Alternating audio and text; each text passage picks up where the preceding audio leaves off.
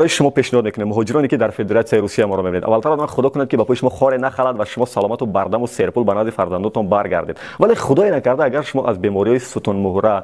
گریژا استراخاندروز و عموما هر بیماری که به میان ربط دارد اذیت میکشید حتما مراجعت کنید به دکتر بختیار که در نزد بازار صدوات شهر مسکو یک مرکز طبابتی هجامه کشاده است که شما در اکران معلومات بیشتر از مرکز طبابتی هجامه خواهید دید و همزمان ما بازم شرح بیشتر از مرکز طبابتی هجامه در جای اپیسان یعنی در جای شرح بیشتر میگذاریم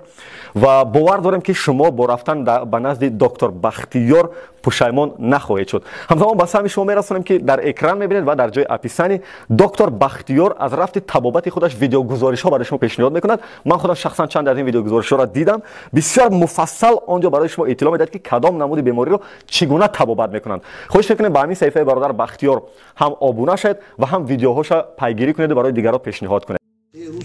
پیدا جنازه پیغمبر خوندگیان از بس که در حجره مادر و بیبی عایشه تولد شده بود حجره جوی تنگ اید تابوت حضرت صلی الله علیه و سلم موندگی بود برای همین ایده نفر و سه نفر زیادتر امکان نبود که در اونجا بشتن این همین دو نفر و سه نفر و یک نفر همتری بینهایه جنازه زیاد شدگی حضرت در روز دوشنبه تا روز پنجشنبه را جنازه خوندگی هم صحابه برای همین حضرت یک جنازه نه هزارها جنازهش خوندگی این سوالی که جنازه پیغمبر را که خونده است این بسیار گپی بی معنی ایده جنازه پیغمبر هزارها نفر خوند پیش درماندش معلومه وقت هر میخوندگی هر دو سه نفر یتش امام میشود کو ابوبکر صدیق هم خوند حضرت عمر هم خوند حضرت عثمان هم خوند حضرت علی هم خوند همش خوندگی هم میگم که در اون حجره ایده کساسه که زیاد اومده نمیشید این طریق دو نفر و سه نفر و حالتای میشید که یک نفر همین حضرت ابوبکر خودش تنها خونده است این همین طریق هزارها نماز خوندگی در جنازه پیغمبر صلی الله علیه و اما غسل حضرت صلی الله علیه و سلم 4 کس کردگی پیغمبر 4 نفر غسل دادگی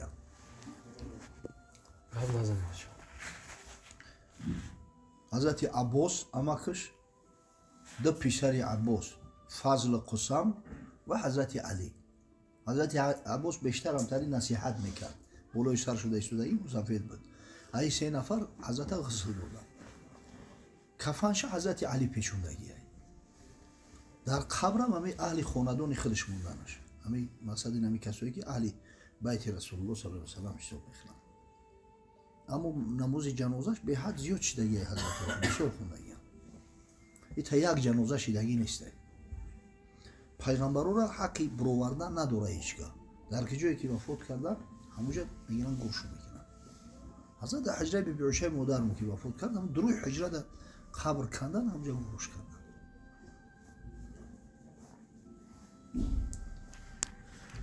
او زمانو مسجد جدا بود حجره جدا بود ای طرف حجرت با مسجد یا درک بود یکی هم مقصد که مسجد نبوی همون جایی که با نام روضه یاد میشوه و مردم میرن میخونن ان همونجا بود باقی موندهش نه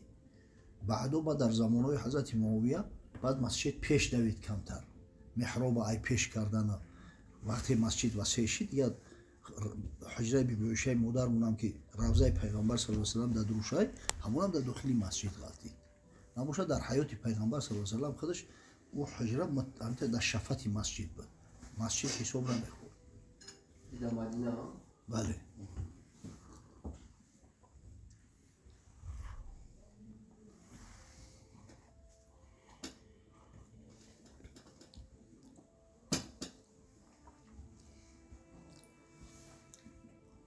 سوال نیست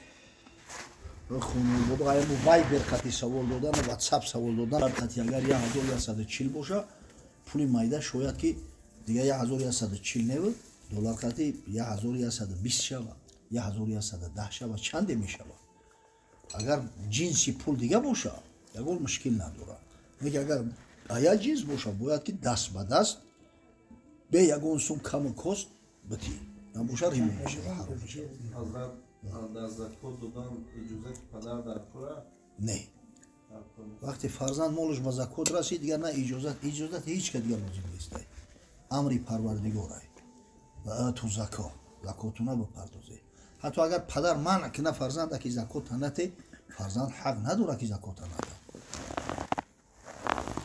همه حالتایی که فرمان پدر و مادر هیچ اعتبار ندارن، حالتی هست که پدر و مادر برخلاف امر خدا امرت کنند، برخلاف امر پیغمبر امرت کنند. و این جاهدا که ان تشرک بی ما لیس لک به علم فلا تطعهما. خداوند میگه اگر وقتی پدر و مادر میگه سعی کردن که ترا برخلاف فرموده ما امر کنن، اطاعت چون نکن. لا طاعت لمخلوق فی معصیت الخالق. در معصیت الله طاعت هیچ مخلوقی درست نیست. فرق نداره او پوچوهای، وزیرای، پدرای، مادرای، وقتی فرمودش خلاف فرموده خدا و پیغمبر شد دیگه اطاعت وجود نمیشه.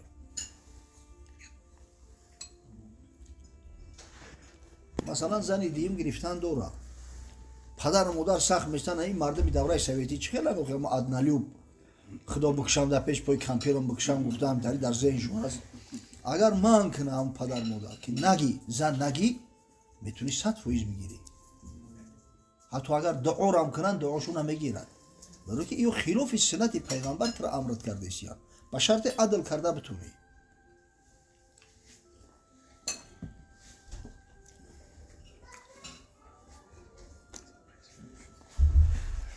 حضرت دوست داشتن پدر و مادر یعنی فرض است، سنت دوست داشتن پدر و مادر واجبه، اطاعت کردن پدر و مادر واجبه. یعنی اگر کسی پدر و مادر را بگه که من بد میبینم دوست نمیدارم، گناهگار میشه. ولی هم بعضی میگن با خدا میگه ای پدر من زیادتر دوستت میدارم، با مجرد گفتن همین گپ خودش گناهگار میشه. کسی را کی نگه ای پدر ما بالایی، نعوذ بالله، گناهگار میشه ای بدبخت. برای که بعد خدا و پیغمبر از همه بزرگترین حق در ذمه هر فرزند حق مادر و پدره. اول مادر و بعد پدر. همین ترتیبه. هیچ کار مثل پدر و مادر دوست داشتن نمیشه. کسی میگه که یک آدم دیگه که من ای پدر من زیادتر دوست میدارم، روش از سیو میکنه، دروغ میگه. بعد با مجرد گفتنش گناهگار هم میشه. بله. اگر با مثل پدر و مادرم بگه، با مثل پدر و مادر بگه خیر بخیره. بله. برای که شاید مثل پدر و مادر، اگر پدر و مادر هم هر خیل میشه بده. پدرهایی هستن که خونه سوخته و برای اون فرزند دست بالای دست گذاشتگی بیستگی امر جور ظلم کردگی هستند. پدرهایی هستن که در همون نفقه فرزند هیچ نه که مقصد همو را و دوست نداره. برای همین اگر مثل پدر و مادر بگه بخیره. بله. بله. اطاعت شورا مگر به شرط خلاف فرموده خدا و پیغمبر نباشه واجب میشه. حق پدر و مادر به حق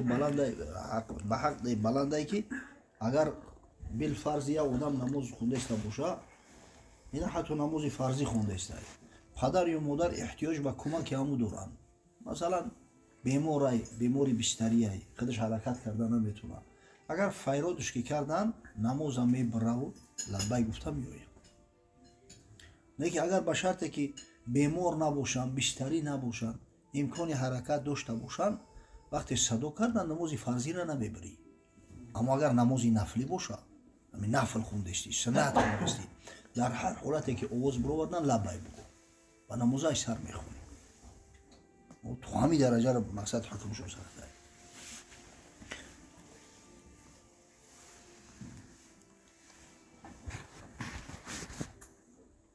پدر سوخته اید هم عقی والدین شید، هم به غضب خدا گرفتار شید به یگون شک و شبهه. این خدایی که میگه ولا تنهرهما ولا تقل لهما اف و قل لهما قولا کریما. آواز در پیش پدر و مادر بلند نکن، پدر و مادر را در پیش حتی اف نگوی. نمی کمترین اظهار ملامت اف گفتن ای. در پیش پدر و مادر تا حقی اف گفتن حتی نداری. همیشه سخن کریم و ملایم به پدر و مادر بگو و خداوند از این بنده بیزار ای. یا چی صراحتا ثابت است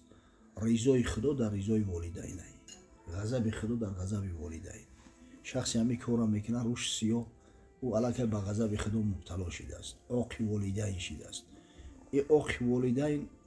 оли ҷаннат дурмадан усу беста бӯи ҷаннат аз 500 сола ра ба бинид мераса истишмом мекуна бӯи ҷанната аз ҳами бӯи ҷаннат худо маҳрумш мекуна и 500 сола ра ай ҷаннат дур айни ҷаҳаннам ай дигар ҷои дигар нестай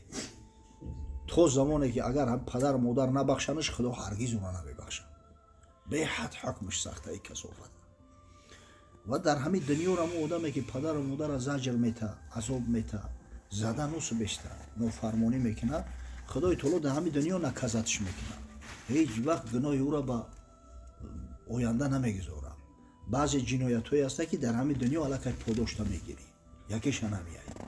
ҳеҷ вақт намегузора ки кай қиёмат мешава ва ба азобш битем дар ҳамин дунё хору залилш мекуна касе ба сари падару модара овозша буланд кард ай фарзандош лат мехӯра касе падару модара латқ кард ӯ лаънатӣ ҳамин як амр дар тай лағат янам фарзандо бад амрша мегзарона бирру обоакум табарракум абноукум ҳазрат амр кардааст падару модара ҳурмату эҳтиром кунед дар ҳақшу эҳсону некӣ кунед то ин ки хизмату эҳсона аз фарзандоту бибинед чӣ хеле кардӣ он чӣ кардӣ бо падар онро бибинӣ аз писар ҳатман мебинам хеле палиди русиё шидан дар кор хосатан модара ҳаққи модар аз ҳаққи падар болотарай як шахсе мегӯяд назди расули худо саллаллоҳу алайҳи васалам омад мегӯяд суол кард ки ё расулаллоҳ ман аҳаққу биҳусни мақсад ки аз ҳама ҳаққи бештар дора биҳусни муошаратӣ ки қатиш муомилаву муносибат кунам ё биҳусни саҳобатӣ ба мусоҳабати ман аз ҳама ҳаққи бештар ки дора ҳазрат гуфт уммук модарат ва гуфт сумма ман ё расулаллоҳ баъд аз ӯ ки гуфт уммук модарат бори сеюм савол кард сумма ман ё расулаллоҳ баъд ки гуфт ё расулаллоҳ гуфт уммук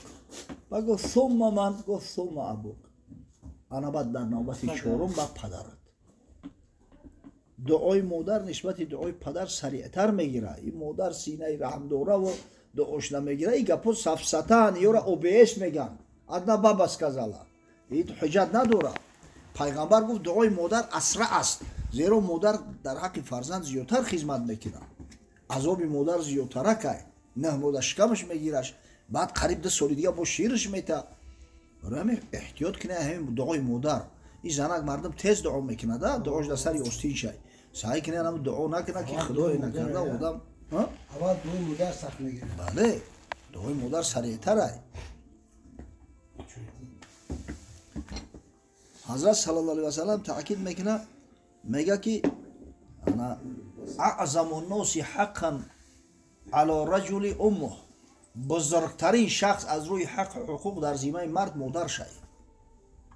ва ала лмаръати завҷуҳо бузургтарин шахс дар ҳаққу ҳуқуқ дар зимаи зан шавҳар шай аммо дар зимаи мард модар шай разбор мешаванд баъд занг мезананд домлои наметашид иташид чикор кунед ва мепурсам барои кунҷковӣ мегӯм ки айби кия юра айби учата ё айби занат ба худо қасам дар 90% ҳолатҳо меган айби учам айби учам ираби аҷиб гапҳо мезананда ита фикр намекунад фарзанда мақсад ҳамин ба ҳар як шахс азизтарин шахс модар шай занак ҳамиёви модара киҷо меёви чӣ ҷои модар ҳамин бародара ёфта намешавад хоҳара ёфта намешавад имрӯз ай ҳамдигар ба дараҷаи дур шидем касофато инам яке аз нишонаҳои ҳамин қиёми қиёмат ҳамин ёхи нишонаҳои суғрош ки дигар муҳаббат намудааст байни бародар барои инсона бояд аз фарзандош азизтар бошад барои ки фарзанд ҳамиёви я зан мегирӣ худо ки битад бо чанд сарсияҳак мебирояд не ки ӯ бародару хоҳарера ки падару модар ита таваллуд кардиян халос дигар оно ё дар қайди ҳаёт нестанд ё ки дигар айна асл мондагиянд о намезоянд афсӯс ҳамира намефаҳмида вале дар таърихи ислом як амир гузаштагиай бо номи ҳаҷҷоҷ ибни юсуфи сақафӣ беҳад золим буди ин хонасохта ба ҳадди золим будааст ки волии ироқайн буд дар ҳамин замони умавиҳо дар пешаш то яду каса намекуштиян иштиҳош намеомадааст ба як ҳисоби зиёда аз 100,000 нафара ҳукми эъдомшона баровардагиай зиёдаи 100,000 нафара як домлоҳо як олимои нозанина киштагиаи ин бадбахт ҳамон бадбахте ҳаста ки хонасохта дар пешонии Анас ибни Молик саҳобии пайғамбар ходими хоси пайғамбар маҳр зад барои мақсад ҳамон дар хиҷолат монданаш занге ки ғуломе печат безананд ку касофату номгирӣ кардагиай ҳазрати Умар ибни Абдулазиз мега агар ҳами дар як палаи тарозу тамоми фиръавнҳои дигар миллатҳоро монанд дар ин тарафаш ҳами касофати Ҳаҷҷоҷ ибни Юсуфа ай ҳамаи фиръавнура ин фиръавнтарай ҳами ҳаррӯз ҳукми эъдоми 3 нафара мебуроранд 3 каса номша мегиранд ки ҳамиё ба дор кашида шаванд ҳамон байни издиҳомда як занак воҳ мега меғалтахшиш меравад ба ин дидестабдааст ва мега ӯ занака файрод кунед чӣ дар дора ҳушиш рафт наздикш овардан ба гуфт чӣ дар дори ҳукми эъдоми дигаронро метанҳо шита мерава ай хонасӯхтагӯҳо 3 касе ки ҳукми қатлшона буровардӣ як нафараш писармай як нафараш шавҳармай як нафараш бародарам ман дига ҳеҷ кай дига надорам охи ам сарпаноҳма меёбудам баъд инам бо вуҷуди ҳам золимиш ҷигараш ба ҳамин занак сӯхт майлаш гуфт инам ба хотири тиятша озод кардам худат бара як чапги биро ин занак ҳам рафта дасти як таша гирифт овард ба гуфти писар тай гуфт не шавҳар тай гуфт не бародарам аҷиб гуфт одатан дар итари ҳолатҳо дасти писара мегиранд мебуроранд баъзе занакҳои шаҳватшу зиёдтаре ҳастае ки дӯстдоре ки шура мегиранд мебуроранд и ту чӣ хеле кардӣ ба ягон логика туғрина мегира и кори ту дӯсти бародарта бировардӣ мега ҳамун зан ба як ҳикмат гуфт ки ё Ҳаҷҷоҷ гуфт аммо завҷ фаҳуа мавҷуд шура юфта мешавад хай ки киштанаш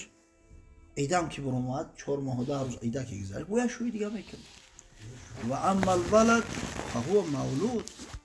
фарзанд таваллуд мешавад худо ки битам шӯи дига мекунам бо ҳам як сарсияк мебирояд ва аммал ах фаҳуа мафқуд аммо ин бародар халос падару модари бародарро таваллуд кардан дига нестан дар қади ҳаёт ира дига ман ёфта наметавонам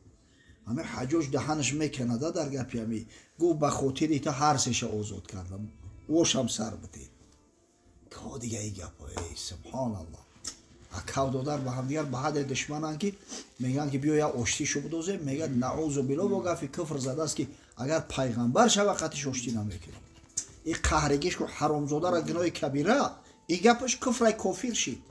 аз доиратил ислом хориҷ шид занаш талоқ шид дарак надорад ба